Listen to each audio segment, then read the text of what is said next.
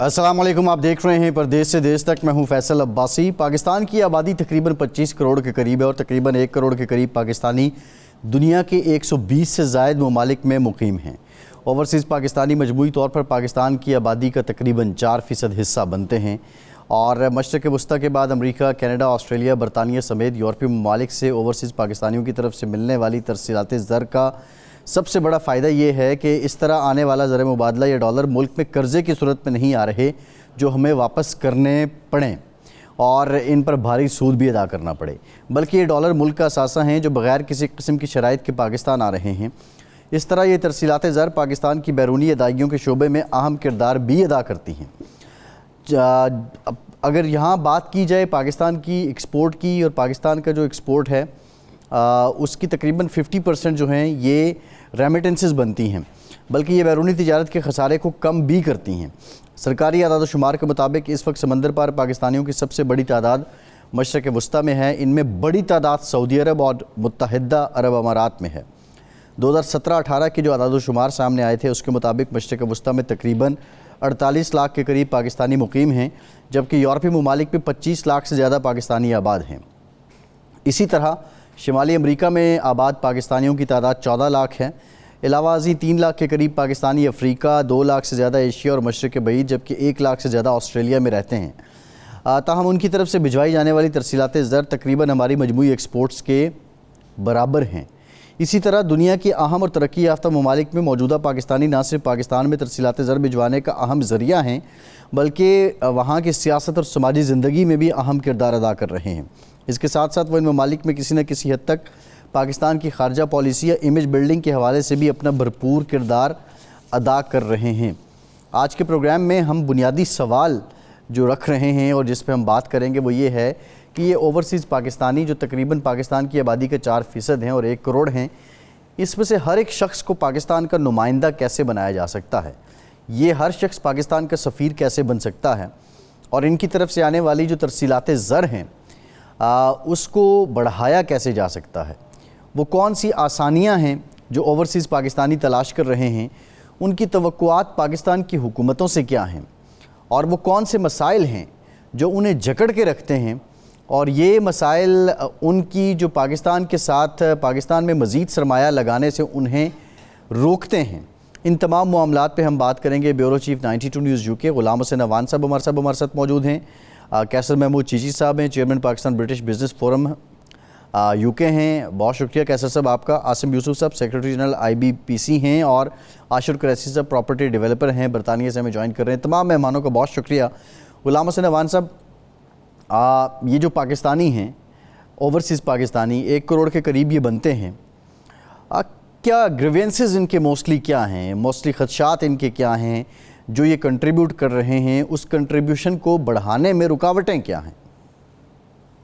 बहुत शुक्रिया आपका फैसल। देखें, गवर्नमेंट का हमेशा से यही इनसे उम्मीद रही है, तो रेमिटेंस देते हैं, दूसरा होता है कि पाकिस्तान आकर ज़्यादा से ज़्यादा सरमायाकारी करें, और लेकिन उसके लिए कोई भी हुकूमत रिगार्डलेस जितनी से पार्टियाँ गई हैं साजगार माहौल ऐसा नहीं बना सके कि जिससे ओवरसीज़ पाकिस्तानी जो है वो खुशी से जाएँ पाकिस्तान के अंदर, चाहे वो प्रॉपर्टी के अंदर इन्वेस्ट करें, चाहे वो और भी जो कारोबार हैं वहाँ पर उसके अंदर करें।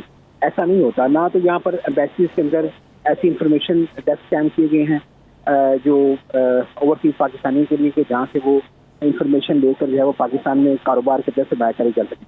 बल्कि जो लोग यहाँ से जाकर सरमायाकारी करते हैं, बहुत सारे लोगों का एक्सपीरियंस अच्छा नहीं रहता इस हवाले से, और वो यही रोते हैं वापस आके भी हमने फलां जगह पर इन्वेस्टमेंट किया है, और सरकारी इदारे ही जो इस हवाले से फाइल को आगे नहीं जाने देते और परेशानी का शिकार होकर लोग अक्सर जो है वो लुट लुटाकर वापस पहुंच जाते हैं।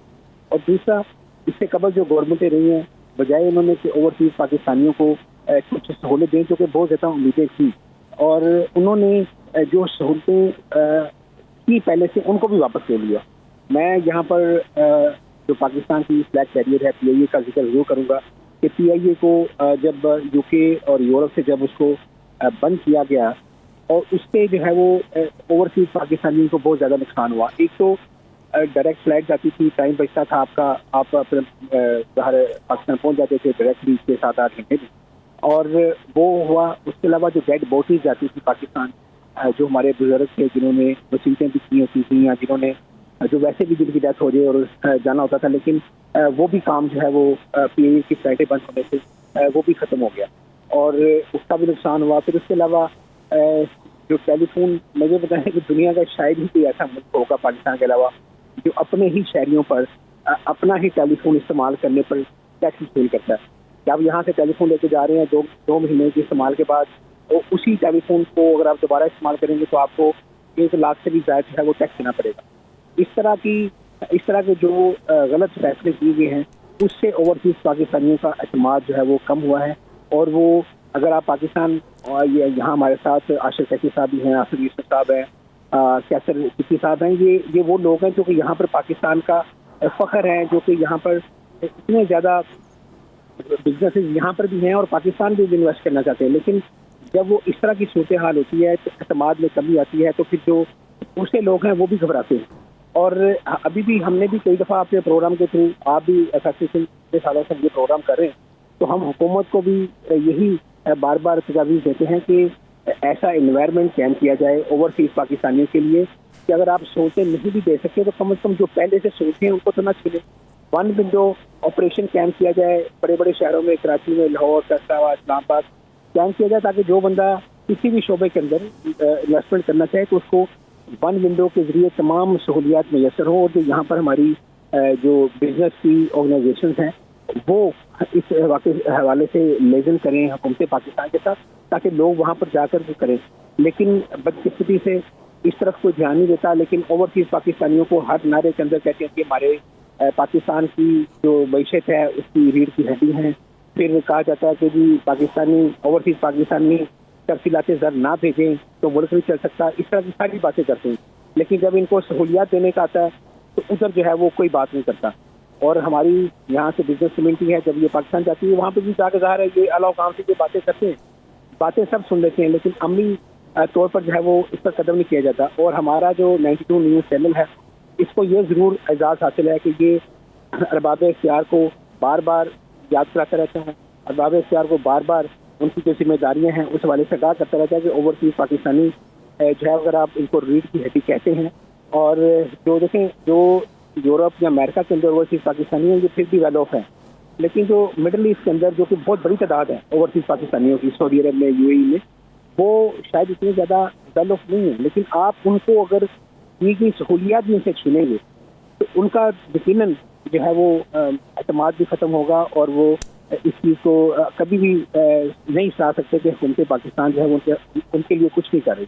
तो अभी भी मैं कहूँगा ये जो नई हुकूमत आई है इनसे हमें ये तवक्को रखनी चाहिए कि वो ओवरसीज पाकिस्तानियों के लिए कम से कम इस तरह के इस्तेमाल जरूर करें जिससे जो है वो उनका एतमाद बहाल हो और वो पाकिस्तान खुशी खुशी जाकर जो है वो सरमायाकारी करने को तरजीह दें। और प्रॉपर्टी के अंदर अगर इन्वेस्टमेंट करना चाहे तो वो भी खरीदे, उसको पता हो कि वहाँ पर हालात जो है वो सागर होने जा रहे हैं। जी ठीक है, गुलाम हुसैन अमान साहब, बड़ा ज़बरदस्त आपने सारे मामले को एलेबरेट किया और जो ओवरसीज़ पाकिस्तानी हैं उनकी तवक्कुआत क्या हैं, जो पाकिस्तान में लोग बिज़नेस करना चाहते हैं या वो पाकिस्तानी, वो ओवरसीज़ पाकिस्तानी जो पाकिस्तान से बाहर बिज़नेस कर रहे हैं और अपना निज़ाम चला रहे हैं, वो पाकिस्तान में अगर बिज़नेस करना चाहें तो उनको क्या तवक्कुआत क्या हैं और उस सिलसिले में रुकावटें क्या हैं।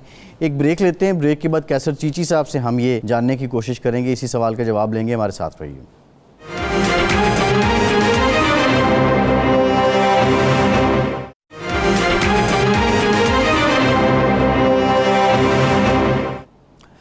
ब्रेक के बाद एक बार फिर से आपको खुशामदीद कहेंगे। कैसर चीची साहब, आप क्योंकि Pakistan British business forum UK के चेयरमैन हैं, जो कारोबारी शख्स बरतानिया में बैठा है और जब वो ख्वाहिश करता है, ऑब्वियसली ख्वाहिश होती है सबकी कि वो अपना जो होमलैंड है, मदरलैंड है, उस पर इन्वेस्ट करे, वहाँ पे कारोबार करे, तो प्रॉब्लम क्या बनता है, रुकावट क्या बनती है? मैं ये समझता हूँ कि 2021 का अगर आप सेंसस देखें यूके का सिर्फ, तो 1.6 मिलियन यानी कि 16 लाख पाकिस्तानी यूके में मुकीम, ठीक है। अब 2024 चल रहा है, 1.7 के करीब हो गए, ऑलमोस्ट 17 लाख। यहाँ पे ना मेरी बातें दो किस्म की होंगी, एक होगी लॉजिकल, एक होगी इमोशनल। पहले हम बात करेंगे इमोशंस के साथ, फिर हम करेंगे लॉजिकल बात। सर, आपके घर के अगर 10 जी हो ना, उसमें से एक बंदा मुल्क से बाहर जाके कमाने लग जाए तो 9 बंदे घर बैठ के खाते हैं। ये इमोशनल बातें, ठीक है, वो बात बिल्कुल ठीक है। तो जिस मुल्क का 17 लाख फर्द उस मुल्क से बाहर होगा, या उस मुल्क में रहने वाला या उसकी हुकूमत कभी भूखी रह सकती है, कभी किसी से पैसे मांग सकती है, कभी किसी से कर्जा मांग सकती है। हम अपने गिरदोनवाह में डेली देखें, हमारा कोई रिश्तेदार ही मशरिक़ वस्ता में चला जाए या यूरोप में चला जाए, कहीं भी चला जाए, एक बंदा कमा रहा होता है, 9 जी 10 जी घर के खा रहे होते हैं ना। 17 लाख बंदा सर बाहर कमा रहा हो ना, तो क्या ही बातें उस मुल्क की। एक तो ये होगी इमोशनल बात। तो दूसरी बात है लॉजिकल। अब वो कमा के जब पाकिस्तान पैसे भेजता है, ये सारे मामला होते हैं तो थ्रू रेमिटेंस होने हैं। जब थ्रू रेमिटेंस इतना पैसा भेजने के बाद भी उस बंदे को पाकिस्तानी एम्बेसी के अंदर या पाकिस्तान के अंदर कोई प्रोटोकॉल ना मिले, वो प्रोटोकॉल ये तो नहीं कह रहा कि मैं आप लोगों को पैसे भेजता हूं, मेरी इज्जत करो। प्रोटोकॉल एक आसान जरिया, जिंदगी गुजारने का एक आसान जरिया ना हो। जिस तरह बड़ी प्यारी वहां साहब ने बात की कि कोई इन्फॉर्मेशन डेस्क तो होना चाहिए एटलीस्ट हाई कमीशन के अंदर। आज तो हमारी हाई कमीशन की जो जितनी भी काबिलियत है आईटी से रिलेटेड, अगर आप हमारी नादरा की वेबसाइट ओपन करें, मैं ये समझता हूं कि दुनिया की सबसे आसान वेबसाइट पाकिस्तान गवर्नमेंट की वेबसाइट है। यानी कि एक क्लिक के अंदर हर ऑप्शन आपके पास अवेलेबल है। इससे अच्छी वेबसाइट नहीं हो सकती। रिसेंटली मेरी मुलाकात पाकिस्तान के कुछ पॉलिटिशियन के साथ हुई और वो नादरा के ऊपर हम डिस्कशन कर रहे थे। तो वहां मैं किसी का नाम तो नहीं लूंगा, लेकिन एक जनरली आपको बात बता रहा हूँ। तो मैंने उनको बोला कि जी मैं हाशा करके मैं कसम लेके बात कर सकता हूँ कि ये जो वेबसाइट गवर्नमेंट ऑफ पाकिस्तान ने ओवरसीज पाकिस्तानियों के लिए बनाई है, हाई कमीशन की, one of the best website on this planet amongst all the countries जो ओवरसीज सर्विसेज प्रोवाइड करते हैं अपने सिटीजन को। ठीक है जी। अब हम रेमिटेंस से अगर हम बाहर आ जाएं, और बड़े मामला हैं। मैं बिजनेस फोरम का चेयरमैन हूँ, मैं यहाँ से लोगों को इकट्ठा करता हूँ, मैं कहता हूँ पाकिस्तान चलते हैं, वहां पे जाके हम कारोबार करते हैं, इन्वेस्ट करते हैं। आप पहले मुझे ये बताएं मैं उनको सिक्योरिटी क्या दूं, कौन सी मैं उनके आगे ऐसी कसम लूं कि तुम्हारा पैसा सेव है। बहुत मुश्किल है सर। मौजूदा हुकूमत से हमारी ये अपील है, और हम समझते हैं कि माजी के जितने मामला देखें तो इस हुकूमत ने बड़े अच्छे अच्छे काम भी किए हैं, बहुत अच्छे अच्छे जाल बचाया है रोडों का, और इसके अलावा एजुकेशन के अंदर बड़ा मैंने काम किया है, स्टूडेंट्स के लिए बड़ा काम किया है, ओवरसीज कम्युनिटी के लिए बड़ा काम किया है। हम यहाँ पे कुछ सियासी गुफ्तगू तो नहीं कर रहे, लेकिन ओवरऑल बात कर रहा हूँ मैं, क्योंकि अच्छाइयाँ और बुराइयाँ तो इंसान के मुकद्दर का हिस्सा है ना, किसी में अच्छाई भी है बुराई। इस हुकूमतों के मामला भी हैं, वो भी इंसानों पे ही मबनी होती है, रोबोट्स तो नहीं चला, रोबोटिक्स इंफॉर्मेशन तो नहीं है उनके अंदर। तो बहुत अच्छा ये कर सकते हैं अगर ये माजी की अपने मामला को देखें। हमें ओवरसीज पाकिस्तानियों को सबसे बड़ी दुखती रग जो वहां साहब ने पकड़ी है ना, वो है जी डायरेक्ट फ्लाइट। मुझे पाकिस्तान जाना है, मैं पाकिस्तान जाने के लिए पहले दोहा जाऊंगा, फिर मैं पाकिस्तान जाऊंगा, या तुर्की या दुबई की हदों को छूता हुआ टच करता हुआ फिर पाकिस्तान जाऊंगा। मुझे इमरजेंसी जानी है, मुझे टिकट डबल किराए से लेनी पड़ती है और वाया जाना पड़ता है। एक मेरे लिए ये बड़ी मुसीबत है। दूसरी मुसीबत इससे बड़ी क्या है जी, मैं पाकिस्तानी बिजनेसमैन हूँ, मैंने पाकिस्तान में 5 दफा एक साल में जाना है, लेकिन जब मैंने जाना है तो 2 महीने के बाद मुझे पीटीए का 1.5 लाख से 2 लाख रुपए टैक्स जमा कराना पड़ेगा। अब एक कारोबारी बिजनेसमैन जो अरबों का कारोबार कर रहा है, उसके हाथ में कोई पुराना मोबाइल तो नहीं होगा, डिजिटल मोबाइल होंगे ऑफ कोर्स, उसको वहां पे रहना पड़ेगा, 10-12 चक्कर लगेंगे, उसको 2 महीने पूरे हुए, लो जी 2.5 लाख रुपए अपने मोबाइल के हिसाब से जमा करवा दें। भाई मैं क्यों जमा करवाऊं जब मैं ऑलरेडी एक टैक्स पे करके मोबाइल खरीद चुका हूँ। नहीं, आपने क्योंकि पाकिस्तान से नहीं खरीदा इसलिए टैक्स जमा करवाएं। मैं ये समझता हूँ ये छोटी छोटी बातें हैं, इनको खत्म किया जाए। ये अच्छा चीजें छोटी छोटी ऑब्जर्वेशन हैं, ये सारी छोटी छोटी चीजें हैं, लेकिन अगर इनको खत्म करें तो बड़ा इम्पैक्ट पड़ेगा। ये मैं समझता हूँ। Thank you so much. ठीक, मैं आशिर कुरैशी साहब आपकी तरफ भी आऊँगा। बड़ी अच्छी कैसर जीजी साहब ने जो गुफ्तगू की है बड़ी बैलेंस्ड है, क्योंकि आप प्रॉपर्टी डेवलपर हैं। पाकिस्तान में रियल इस्टेट पे अभी हाल ही में काफ़ी ज़्यादा टैक्सेस में इजाफा हो गया है। आप समझते हैं कि जो इन्वेस्टर है उसके लिए ये टैक्सेस एक रुकावट बनेंगे, या इससे कोई ट्रांसपेरेंसी आएगी, आसानी आ जाएगी, डॉक्यूमेंटेड इकॉनमी होगी, तो बीच में जो खांचे लगते थे, लेकुनास थे, वो ओवरकम हो जाएंगे? जी अस्सलाम वालेकुम फैसल भाई, और तमाम मौजूदीन को मेरा अस्सलाम वालेकुम, बहुत शुक्रिया। जी फैसल भाई, जिस तरह से प्रॉपर्टी का पिछले 3 साल से पाकिस्तान में जो कंडीशन है, वैसे ही जो है वो बड़ा स्लो है प्रॉपर्टी मार्केट की ट्रेड। उसके बाद ये जो टैक्सेस लगे हैं, डेफिनेटली उसकी वजह से बहुत ज़्यादा लोगों ने जो है, पाकिस्तान की एक्चुअली कैश इकोनॉमी है, हमेशा से बड़ी कोशिश की जाती है इसको चेंज करने की, लेकिन वो अब तक तो हम सक्सेसफुल नहीं हो सके। अब टैक्सेस की मद में बहुत अच्छा है, रेगुलेट होना चाहिए, रेगुलेट हो जाने के बाद तमाम लेकिन हम स्टेप बाय स्टेप ही चीज़ें करते हैं ना, एकदम से तमाम चीज़ें थोप नहीं देते। इस दफ़ा उन्होंने एक नई कैटेगरी निकाल दी, लेट टैक्स पाया, तो वो उसके टैक्सेस के रेट अलग हैं। लेकिन इससे हटके अगर मैं बात करूं, हमारी पिछले आपके शो में भी बात हो रही थी, मेरा रियल एस्टेट में तकरीबन 10-12 साल से मैं हूं और हमेशा से यूके में करते थे। और इन्वेस्टर जो रियल एस्टेट का है वर्ल्ड वाइड, वो बहुत देर तक किसी कंट्री का वेट नहीं करता कि वहाँ पे हालात अच्छे होंगे तो मैं जाके इन्वेस्टमेंट करूँगा।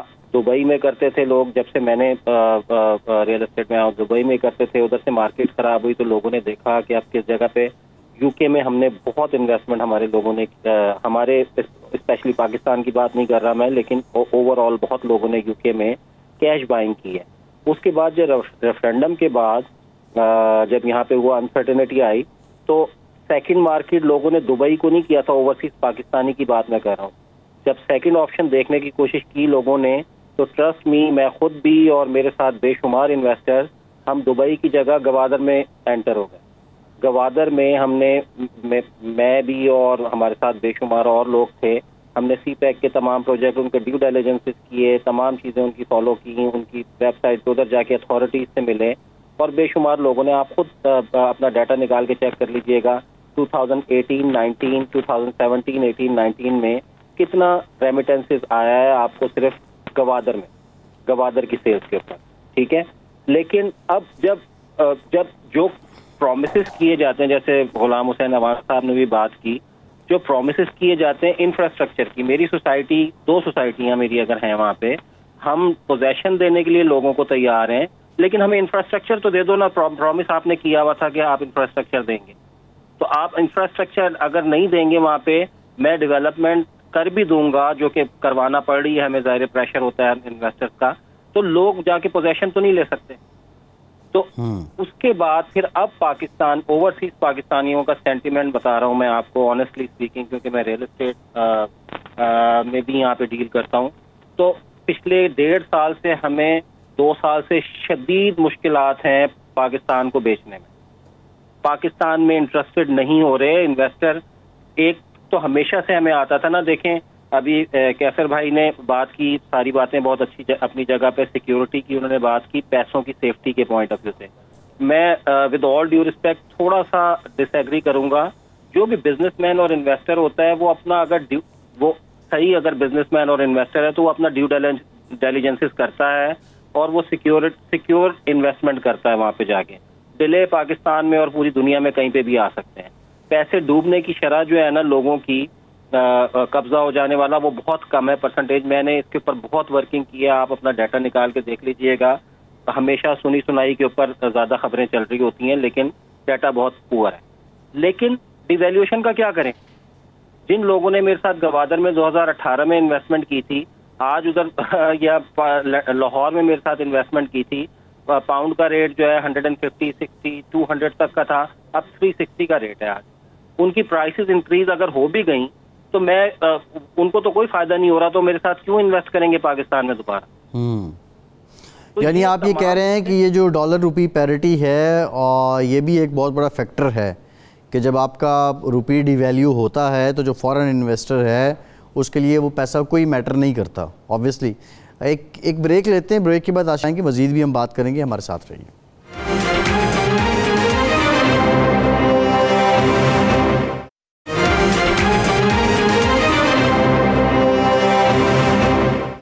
ब्रेक के बाद एक बार फिर से आपका खैर मकदम करते हैं। आसिम यूसुफ साहब, आपने गुफ्तगू सुनी है दीगर लोगों की भी। बेसिक क्वेश्चन इज़ दैट कि जो देखें पाकिस्तान के जो हालात हैं, बहुत ज़्यादा यहाँ रोना रोया जाता है, ये प्रॉब्लम्स हैं, लेकिन इस सब के बावजूद अल्हम्दुलिल्लाह पाकिस्तान में मामलात तो चल रहे हैं, कारोबार भी हो रहा है, गुज़रात भी लोगों की हो रही है। एक तो क्या प्लस क्या हैं, स्ट्रेंथ क्या है पाकिस्तान की, और दूसरा जो ओवरसीज़ पाकिस्तानी हैं इनको कैसे मज़ीद यूटिलाइज़ किया जा सकता है पाकिस्तान की इकनॉमिक डेवलपमेंट के लिए? जी बिस्मिल्लाहिर्रहमानिर्रहीम। सबसे पहले तो आपका शुक्रिया 92 न्यूज़ का, गुलाम हुसैन रवान साहब का शुक्रिया कि आपने मौका दिया। और ये टॉपिक जो है मैंने इनको पहले भी कहा था, मेरा बड़ा फेवरेट टॉपिक है, बिकॉज मैं एक तंजीम है, international business and professional corporation, जहाँ पे हम लोग बिजनेसमैन सारे इकट्ठे होते हैं और मुख्तलिफ जो चीज़ें डिस्कस होती हैं, अपनी प्रॉब्लम्स को डिस्कस करते हैं। तो मैं जो समझता हूँ कि सबसे बड़ी जो पाकिस्तान की प्रॉब्लम है, जो कि इन्वेस्टमेंट नहीं मिलती, वो एक तो वो है पॉलिटिकल इंस्टेबिलिटी। हमारे मुल्क में पॉलिटिकल इंस्टेबिलिटी नहीं है। और जो सेकंड वैसे तो जो बिगेस्ट प्रॉब्लम है ना, जो कि ओबियसली देखिए पॉलिटिकल स्टेबिलिटी दुनिया में किसी कंट्री में भी होती है, मुख्तलिफ मुल्कों में गवर्नमेंटें चेंज होती रहती हैं, लेकिन जो पॉलिसीज के अंदर कॉन्टिन्यूटी है ना, वो हमारा सबसे बड़ा मसला है। जैसे आपने देखा कि पीटीआई की गवर्नमेंट आई, पीटीआई ने रोशन डिजिटल अकाउंट एक बहुत अच्छा इनिशिएटिव लिया, और कितने बिलियन की, आई थिंक 30 बिलियन से ओवर ज़्यादा की रिमिटेंसेस आई पाकिस्तान में। लोगों ने बहुत सारा पैसा वहाँ लेके आए, उन्होंने बहुत अच्छी अच्छी ऑप्शंस दी, जिसमें आप गाड़ी ले सकते हैं, घर ले सकते हैं, बहुत सारे अच्छे ऑप्शंस दी। लेकिन जैसे ही गवर्नमेंट गई, पॉलिसी चेंज हो गई। इस तरह की बहुत सारी जो पॉलिसीज है पिछली गवर्नमेंटों ने ओवरसीज पाकिस्तानियों को दी, लेकिन जैसे ही वो गवर्नमेंट जाती है, वो पॉलिसीज जो वो कूड़े की बिन में चली जाती हैं। तो मैं समझता हूँ कि ये एक बहुत बड़ा एलिमेंट है कि पाकिस्तानियों को या किसी भी इन्वेस्टर को, अब देखें दुबई के अंदर या किसी मुल्क में भी, इंग्लैंड के अंदर जब गवर्नमेंट जाती है, एक उनकी पॉलिसीज चलती रहती है, जो मेजर पॉलिसीज होती हैं टैक्सेस के हवाले से या दूसरी चीज़ों के हवाले से। हमारे वहाँ पे जैसे गवर्नमेंट जाती है तक हर चीज़ चेंज हो जाती है। जो सेकंड चीज़ है, उसके बाद मैं समझता हूँ जो एक और बहुत बड़ा ओवरसीज पाकिस्तानियों को इशू है, वो इशू है कि करेंसी की डिवैल्यूएशन। अब देखें, जैसे एक मेरे भाई ने पहले भी जिक्र किया, अब मैंने रियल स्टेट में भी इन्वेस्टमेंट, पाकिस्तान में बहुत ज़्यादा इन्वेस्टमेंट की थी। जो इन्वेस्टमेंट आपने की थी जिस वक्त 250 रुपए का पाउंड था, अब 360 का हो गया है। तो मैंने जो थोड़ी सी कैलकुलेशन की थी, एवरेज अगर आप जो है ना वो 40 से 50 लाख की इन्वेस्टमेंट करते हैं ना, जो कि 15 से 20,000 पाउंड है, तो उसके पीछे आपको 5,000 पाउंड का तकरीबन लॉस हुआ।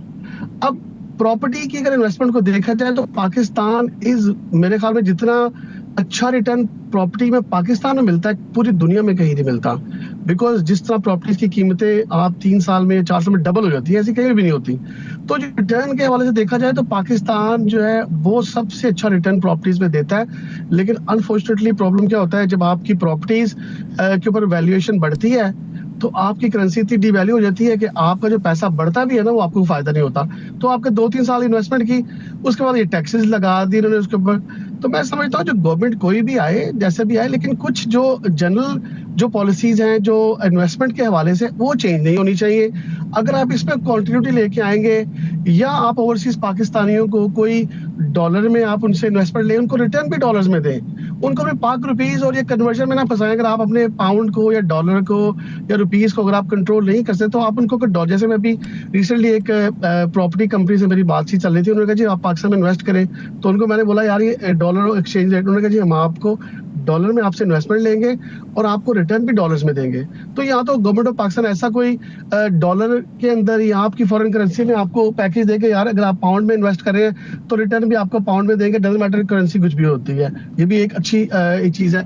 तो मतलब ये इस तरह की चीज़ें हैं जो गवर्नमेंट को करनी पड़ेंगी, और जिससे आपके ओवरसीज पाकिस्तानी, मैं समझता हूँ देखें ओवरसीज पाकिस्तानी पाकिस्तान की बहुत बड़ी एक स्ट्रेंथ है, जिसको हम बिल्कुल भुला बैठे हुए हैं। देखिए आप IMF से पैसे मांगते हैं, आप दुनिया जहां से पैसे मांगते हैं, उनको आप अपने हर चीज बेच देते हैं। आप IMF से बिल्कुल इतने महंगे रेटों पे कर्जा लेते हैं, बिजली महंगी करते हैं, इतना उनकी बातें सुनते हैं। यही आप 1% या इससे थोड़ी सी फैसिलिटी अगर अपने ओवरसीज पाकिस्तानियों को दे दें, तो आपको किसी बंदे से कोई पैसे मांगने की जरूरत ही नहीं है। आपका अभी तक देखे जो भी गवर्नमेंट आई, मैं समझता हूँ इवन इमरान खान गवर्नमेंट में ओवरसीज पाकिस्तानी के लिए किसी भी गवर्नमेंट ने कुछ नहीं किया। बातें हम सब करते हैं जो ओवरसीज पाकिस्तानी हमारी ताकत है, हमारा सरमाया है, लेकिन रियलिटी में आप वो कहते हैं ना घर की मुर्गी दाल बराबर वाली बात है कि आपने अपनी इस इतनी बड़ी स्ट्रेंथ को, जिनसे आप बहुत कुछ ले सकते हैं, आपने उनको कुछ भी नहीं दिया। तो मैं समझता हूँ पॉलिसीज के अंदर कॉन्टिन्यूटी, पॉलिटिकल स्टेबिलिटी, और थोड़ी सी अगर आप पाकिस्तानियों को कुछ बरात देते हैं, बजाय आप IMF को इतना उनकी बातें सुन के लोगों पर टैक्स लगाते हैं या कीमतें बढ़ाते हैं, तो आप अपने ओवरसीज पाकिस्तान को थोड़ी फैसिलिटी दे दें। ये मोबाइल पर टैक्स लगा दिए, इसको हटा दें। तो इस तरह की छोटी छोटी अगर आप उनको फैसिलिटी देंगे तो डेफिनेटली उनका एतमाद बढ़ेगा और पाकिस्तान में बहुत सारी इन्वेस्टमेंट आ सकती है। रियल स्टेट इतनी बड़ी आपकी एक जगह जहाँ पे बहुत सारे पाकिस्तान ने इन्वेस्ट किया है ऑलरेडी, और अब सब रुक गई है बिकॉज आपके अंदर वो कंटिन्यूटी नहीं है। नई गवर्नमेंट आती है, नई पॉलिसी आती है, एक्सचेंज रेट चेंज होता है, लोगों का पैसा जी, डूबता है। तो जी। At the end of the businessman तो पैसा देखेगा, जहाँ फायदा होगा वहां जाएगा। सही है। गुलाम हुसैन अवान साहब, PIA का जिक्र आपने भी किया, दीगर दोस्तों ने भी किया, आपसे हम ये भी जानेंगे कि ये बेसिक प्रॉब्लम क्या है, जब से ये रूट्स बंद हुए हैं उसके बाद इनकी बहाली क्यों नहीं हो सकी है। मैं ज़रा इस मामले पे आपकी तरफ आऊँगा, लेकिन उससे पहले कैसर चीची साहब की तरफ मैं आना चाहूँगा। कैसर साहब, अब बहुत से मामलात को हमने यहाँ डिस्कस किया है, पोटेंशियल पाकिस्तान में है। पाकिस्तान के अंदर एक बड़ी अच्छी बात की आसिम साहब ने कि अगर पॉलिसीज़ कंसिस्टेंट रहें तो लोगों की उम्मीद रहेगी, लेकिन जो इन्वेस्टर्स का ना आना है अभी, उसकी क्या रीज़न है? क्या पाकिस्तान की जो अप्रोच है या पाकिस्तान का जो सिस्टम है, पाकिस्तान की जो ब्यूरोक्रेसी है, अब उसकी कैपेसिटी वैसी नहीं है? दुनिया ने जो कैपेसिटी अचीव कर ली है, हम थोड़े अभी भी कन्वेंशनल हैं, या नीयत का फुकदान है? जी शुक्रिया जी, आपने दोबारा मुझे कॉल किया, इसमें दोबारा मुझे बोलने का मौका दिया। यहाँ पे 3 चीज़ें मैं डिस्कस करूँगा, बल्कि एक बात तो ऑलरेडी आसिम यूसुफ साहब कर चुके हैं, वो ज़बरदस्त पॉइंट था, मैं वो भी उसको रिकॉल करूँगा। जो मैंने ये कहा था ना कि जी अगर मैं यहाँ से इन्वेस्टर्स को पाकिस्तान लेके जाता हूँ, सिक्योरिटी क्या है? तो सिक्योरिटी डज नॉट मीन कि वो बंदे को कोई इशू नहीं हो सकता वहाँ पे। सिक्योरिटी मीन कि आज मैं आया हूँ, मैंने यहाँ पे इन्वेस्टमेंट की है, सुबह हुकूमत बदल जाती है तो क्या मेरी इन्वेस्टमेंट जीरो हो गई? यानी कि अगर मैंने कोई रियल एस्टेट के अंदर ही चले जाएं, मैंने अगर 5 करोड़ का कोई कमर्शियल प्लॉट लिया है, तो क्या हुकूमत बदलने से वो 2 करोड़ का हो जाएगा? ये इन्वेस्टमेंट की बात हो रही है। इसे बोलते हैं ड्यूल डिलिजेंस। हाँ, बना ड्यूल डिलिजेंस करके ही जाता है ना। एक तो ये अनस्टेबिलिटी जो है, जो गवर्नमेंट फेज के ऊपर है, वो बहुत बड़ा इशू है। सेकंड, अगर इन्वेस्टर पाकिस्तान आता है और गवर्नमेंट के साथ कोई एग्रीमेंट साइन होता है, तो वो इस्लामिक रिपब्लिक ऑफ पाकिस्तान के साथ साइन करेगा, हुकूमत के साथ साइन नहीं करेगा जो उस टाइम उसको ऑन कर रही है 5 साल के लिए डेमोक्रेटिकली। ठीक है, जो भी आएगा उसका एग्रीमेंट अगर 15 साल या 20 साल का है तो वो वैसे ही रहेगा। हुकूमत के आने या जाने से एग्रीमेंट में कोई चेंजेस नहीं आनी चाहिए। सेकंड, जबरदस्त बात की थी आसिम साहब ने कि डॉलर में इन्वेस्ट करूंगा तो डॉलर में ही लूंगा, यूरो में इन्वेस्ट करूंगा तो यूरो में लूंगा। मैं समझता हूँ कि ये चीज पे हमें फोकस करने की जरूरत है। होपफुली इंशाल्लाह एक बहुत बड़ा चेंज हमें नजर आएगा। थैंक यू जी। ठीक, एक ब्रेक लेते हैं, ब्रेक के बाद वापस आए, बात यहीं से करेंगे, हमारे साथ रहिए।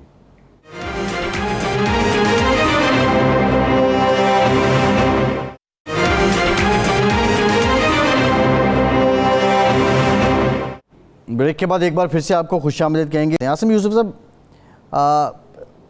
SMEs जो हैं, स्मॉल मीडियम एंटरप्राइजेज़, अब बाहर बैठा जो पाकिस्तानी है वो क्या सोच रखता है इस सिलसिले में? क्योंकि हमारी वैसे हुकूमत की भी अप्रोच ये होती है कि कोई बाहर से इन्वेस्ट करे तो वो $50 मिलियन कर दे, $40 मिलियन कर दे, लेकिन एक बहुत बड़ी जो बैकबोन है किसी भी इकॉनमी की, दैट इज़ SMEs।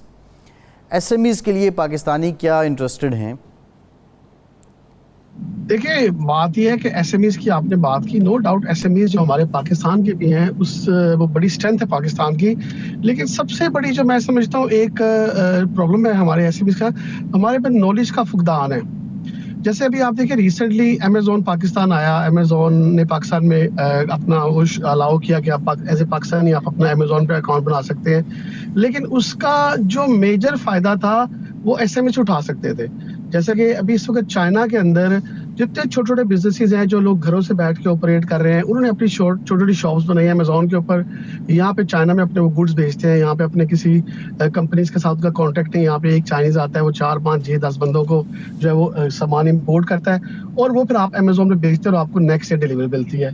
या डायरेक्टली भी आपको चाइना से चीजें आ जाती हैं, बिकॉज उनका जो एयर फ्रेट का कनेक्शन बड़ा स्ट्रॉन्ग है, कुरियर का कनेक्शन बड़ा स्ट्रॉन्ग है। तो वो प्रोडक्ट आपको डायरेक्टली आप यहाँ से ऑनलाइन ऑर्डर करें तो आपको नेक्स्ट डे या 2 दिन में चाइना से आ जाती है।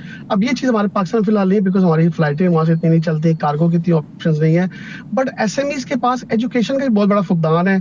उन्होंने SMEs ने उस अमेजोन वाले फैक्टर से कोई फायदा नहीं उठाया। इसके ऊपर मैंने भी पाकिस्तान में काफ़ी लोगों से मुलाकातें भी हमारी तंजीम ने की, इंटरनेशनल बिजनेस प्रोफेशनल कॉरपोरेशन ने। लेकिन जो चेंबर्स में लोग बैठे हैं, जो दूसरे को लोग बैठे हैं, वो ज़्यादातर कोशिश करते हैं कि अपने ही चीज़ों को नवाजा जाए, वो इंफॉर्मेशन आगे तक जाने नहीं देते। जब से ये दुनिया ग्लोबलाइज हुई है थ्रू डिजिटल प्लेटफॉर्म्स के, अमेजोन है, ईबे है, इट्सी है, यहाँ पे ये एक बहुत बड़ा जो है वो आपके लिए प्लेटफॉर्म है जहाँ पे अपनी प्रोडक्ट्स को आप इंटरनेशनली बेच सकते हैं। तो यहाँ पे अगर आपकी जब तक प्रेजेंस नहीं होगी, आपके सप्लायर वहाँ पे नहीं बैठेंगे, लोगों को पता लगेगा कि उन पे जाके सेल कैसे करना है, तो वो आप उस मार्केट को या एसएमईज उससे फायदा नहीं उठा सकते। अभी भी आज भी पाकिस्तान के अंदर जो एसएमईज हैं वो थ्रू अपने रिश्तेदारों के, थ्रू दोस्तों के, वो इंग्लैंड के अंदर या अमेरिका के अंदर चीज़ों को बेच रहे हैं। अभी तक उनको पता नहीं कि उनको अपनी शॉप कैसे बनानी है। तो मैं समझता हूँ अगर गवर्नमेंट ऑफ पाकिस्तान इस एसएमईज को नॉलेज दे, कुछ ऐसे डेलीगेशन बाहर से बुलाए जाए, हमारी जो तंजीम है इंटरनेशनल बिजनेस एंड प्रोफेशनल को, हम लोग तैयार हैं ऐसा डेलीगेशन लेके जो लोगों को नॉलेज दे कि हम आपको कैसे आपकी शॉप बना सकते हैं, कैसे आप अपनी बिजनेस जो है वहाँ पे रजिस्टर्ड कर सकते हैं, कैसे आप यहाँ पे अपना कारोबार खोल सकते हैं। तो उससे डेफिनेटली एक बहुत बड़ा जो है वो हमारा जो एसएमईज का एक पोर्शन है वो वहाँ पे उससे फायदा उठा सकता है। तो इसीलिए हम चाहते हैं कि जो ऑनलाइन और डिजिटल प्लेटफॉर्म पे जो सेलिंग होती है उसके ऊपर हम फोकस करें। आशिर साहब, ये बताइएगा कि वर्ल्ड वाइड जो रियल इस्टेट है उस बिज़नेस पे क्या इम्पैक्ट आया है, या पूरी दुनिया में ये काम अब स्लो डाउन ही हुआ है? जी फैसल भाई, पहले आपने सवाल किया था, मैं असल में इसमें थोड़ा सा परसेप्शन की दुरुस्तगी के लिए बता दूं कि रियल एस्टेट कोई ऐसा काम नहीं है जिसमें आपने पहले थोड़ा कहा था कि ज़ाहिर है अगर किसी और बिजनेस में, इंडस्ट्री में चला जाए तो जॉब क्रिएशन हो जाती है। रियल एस्टेट का जो काम है उसमें सबसे ज़्यादा जॉब क्रिएशन होती है कंट्री के अंदर। आप बहुत ज़्यादा इसके ऊपर बात होती रही है, 20-25 जो है इंडस्ट्रीज़ हैं वो चलना शुरू हो जाती हैं।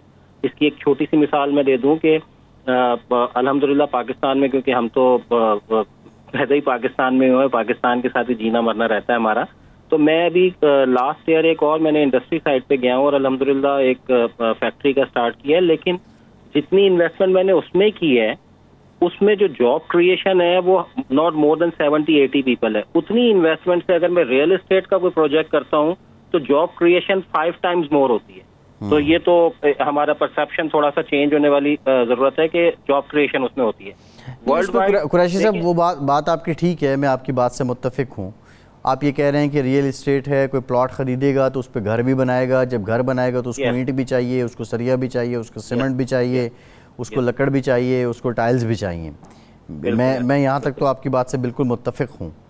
लेकिन यहाँ पर ये भी तो हमने देखा कि जो बाकी मैन्युफैक्चरिंग है, ओवरऑल जब हम इकनॉमिक टर्नआउट देखते हैं या जीडीपी देखते हैं, आपकी अगर मैन्युफैक्चरिंग कम होती है तो आपकी एक्सपोर्ट्स कम हो जाती हैं। आप रियल इस्टेट पे जो भी साथ वाली इंडस्ट्री चलेगी तो मोस्टली आपको चीज़ें इंपोर्ट करना पड़ेंगी, आपको लग्जूरियस आइटम्स बाहर से मंगवानी पड़ती हैं, टाइल्स आपको बाहर से मंगवाना पड़ती हैं। वही पैसा मैन्युफैक्चरिंग में लगा हो, वही पैसा किसी और इंडस्ट्री में लगा हो तो कम से कम आप एक्सपोर्ट कर सकते हैं। तो ये बुनियादी फ़र्क हैं जिसकी वजह से एक स्लो डाउन आता है। ये स्लो डाउन ज़रूर आता है लेकिन वो साथ से क्रिएशन हो रही होती है। आपकी बात ठीक है, मैं उससे मुत्तफिक हूँ। अच्छा, अब आपका क्वेश्चन था कि जी वर्ल्ड वाइड, देखें रियल एस्टेट कभी भी वर्ल्ड वाइड स्लो डाउन नहीं होती है, सिर्फ डाइवर्ट करती है, डायरेक्शन चेंज करती है कंट्री टू कंट्री। जहाँ पे भी इन्वेस्टर को अपॉर्चुनिटीज मिल रही होती हैं वो अपना कहीं और से पैसा जहाँ पे स्लो डाउन होता है वहाँ से पैसा निकाल के दूसरी साइड पे लगाता है। अब दोबारा जो है मिडिल ईस्ट में दोबारा इन्वेस्टमेंट्स हो रही हैं। हमने डाटा अपना इवन पाकिस्तानी और इंडियंस का देख लिया 4-5-6 महीने पहले कि कितनी इन्वेस्टमेंट हुई है लास्ट 1 ईयर में। जो है अमेरिका में इन्वेस्टमेंट हो, यूके में दोबारा इन्वेस्टमेंट हो रही है। रियल एस्टेट हालांकि 2016 रेफरेंडम के बाद रियल एस्टेट यहाँ पे बहुत ज़्यादा डाउन हो गया था, जो कि अभी भी जो है वो मार्केट वैल्यू जो है उसकी वो कम ही है। लेकिन तमाम जितने भी मेरा सर्कल है, जितने लोगों में हम उठते बैठते हैं, एवरीवन इज सेइंग के बाइंग टाइम है और सारे लोग बाय कर रहे हैं इस वक्त। तो इन्वेस्टर तो हमेशा रियल एस्टेट में रहता है और स्लो डाउन दुनिया में कभी भी नहीं आता। मुझे जितना भी छोटा मोटा मेरा नॉलेज है, मुझे कोई ऐसा बिलियनर नजर नहीं आता जिसका पोर्टफोलियो में रियल एस्टेट इन्वॉल्व ना हो। उसके पोर्टफोलियो में रियल एस्टेट का भी एक जो है फैक्टर मौजूद होता है। तो दुनिया में कोई स्लो डाउन नहीं आया हुआ रियल एस्टेट में। हमेशा उन कंट्रीज में स्लो डाउन आता है जहाँ पे ये अनस्टेबिलिटी होती है, जहाँ पे पॉलिटिकल अनस्टेबिलिटी होती है, सिक्योरिटी के इश्यूज होते हैं, और ये obviously currency dollar rupee parity वगैरह का जहाँ पे मामला होता है। तो अभी भी अगर पाकिस्तान में थोड़ा सा, मैं तो पिछले 7-8 साल से गुलाम हुसैन अवान साहब जानते हैं, मैं हमेशा ये कोशिश करता हूँ, रिक्वेस्ट करता हूँ जितने भी लोगों से मुलाकात होती है, अथॉरिटीज जो होती हैं, कि हमें थोड़ी सी सपोर्ट करते हैं सिक्योरिटी पॉइंट ऑफ व्यू से, जो कि आपने परसेप्शन चेंज करना है मीडिया के ऊपर कि जी Pakistan is secure. That's the only thing we need from the government. This is very important.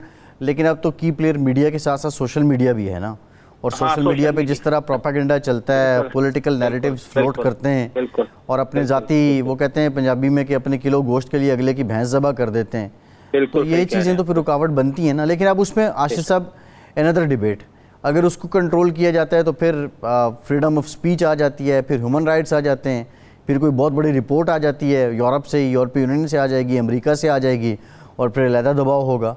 लेकिन अल्टीमेट नुकसान जो है ऐसा नहीं होता। देखें, ये हमने बहुत ज़्यादा कर रखा है। हमारी पूरी दुनिया में यूएई से कौन सी खबरें आपको आ रही होती हैं, कौन सी ह्यूमन राइट्स के मसाइल आ रहे होते हैं, कौन सा चाइना से आपको आ रहे होते हैं। मैं नहीं कह रहा कि आप उसका फ्रीडम को रोक दें, लेकिन ये बहुत सारे लोग शायद इसके खिलाफ होंगे, लेकिन इसको रेगुलेशन में लेके आना बहुत, हमारे मीडिया का अनफॉर्चुनेटली, मैं माजरत के साथ, गुलाम हुसैन भाई भी यहाँ पे बैठे हैं, आप भी हैं, मैं अगेंस्ट नहीं जा रहा, लेकिन सिर्फ पाकिस्तान के मीडिया का वही बिकता है जो नेगेटिव है। कोई पॉजिटिव चीज तो बिकती नहीं है, क्योंकि उसके ऊपर शायद कोई कमर्शियल नहीं आ रहे होते। जब तक नेगेटिव ना बताया जाए, उसके ऊपर TRPs नहीं आ रही होती हैं गैस, तो हम कोई भी, आप यकीन करें पिछले 1 साल से मैं तो जो है वो मीडिया को उस तरह से देखना ही छोड़ गया हूँ, क्योंकि मैं जब टीवी के सामने बैठता हूँ तो मेरे सामने कोई अच्छी खबर नहीं आ रही होती। ठीक है, तो वही सारा मेरे इन्वेस्टर्स भी देख रहे हैं, जाहिर है। बिल्कुल ठीक है। कैसर चीची साहब, सबमिशंस क्या हैं आपकी तरफ से गवर्नमेंट ऑफ पाकिस्तान के लिए? देखिए, पाकिस्तान नीड्स यू पीपल, और आप लोग पाकिस्तान के सफ़ीर भी हैं, पाकिस्तान की इमेज बिल्डिंग का आप एक बहुत बड़ा ज़रिया हैं। जैसा कि मैंने प्रोग्राम में पहले भी बात की थी कि पाकिस्तान में हालात इतने भी कठिन नहीं हैं, और अभी आशिर साहब ने भी बताया जितने वो पोर्ट्रे कर दिए जाते हैं। आप लोगों की जिम्मेदारी क्या बनती है, और गवर्नमेंट ऑफ पाकिस्तान के सामने आपकी सबमिशंस क्या है? हमारा प्लेटफॉर्म आपके लिए। Sir thank you so much once again. बिल्कुल आपने ऐसा बोला कि जिस तरह से पोर्ट्रे किया जाता है उस तरह से है तो नहीं। जैसा कल का वाक़या है, ये उधर कनाडा में टोरंटो के अंदर जो ये अभी फ्लड आया, तो मीडिया तो ये दिखा रहा था जैसे डूब गया सारा टोरंटो, लेकिन जब मैंने खुद वहाँ पे अपने दोस्तों को कॉल की, मैंने कहा कुछ भी नहीं है, it's very normal. So of course portray कुछ और किया जाता है, चीज़ें हकीकत में कुछ और होती हैं। हम ऑलवेज रेडी हैं with our investors and investments with overseas community. हम पूरी रेडी हैं जी पाकिस्तान के अंदर हमेशा की तरह काम करने के लिए, आज भी और कल भी थे और कल भी होंगे। हमें सर गवर्नमेंट से थोड़ी सी, जो मैंने पहले 2 सबमिशन अपनी कर दी हुई हैं आपके यहाँ, तो मैंने आपको गुजारिश की थी कि नंबर 1 हमारा जो एग्रीमेंट होगा, जो ओवरसीज कम्युनिटी, बिजनेस कम्युनिटी का जो एग्रीमेंट होगा, गवर्नमेंट ऑफ पाकिस्तान के साथ होगा, ना कि किसी पॉलिटिकल पार्टी के साथ होगा। पार्टी के आने या जाने से हमारे एग्रीमेंट को फर्क नहीं आना चाहिए, जो मेन चीज़ है। आई थिंक सो अगर हम इसी को फॉलो करें तो हर बंदे को अपने पैसा भी सिक्योर नजर आएगा, इन्वेस्टमेंट भी सिक्योर नजर आएगी जी, और ऑफ कोर्स जो उसका वेंचर है वो भी सिक्योर ही रहेगा। ठीक, बहुत शुक्रिया कैसर चीची साहब, आसिम यूसुफ साहब, रशीद साहब और गुलाम हुसैन अवान साहब। आज के प्रोग्राम से इतना ही। फैसल अब्बासी को इजाज़त दीजिए।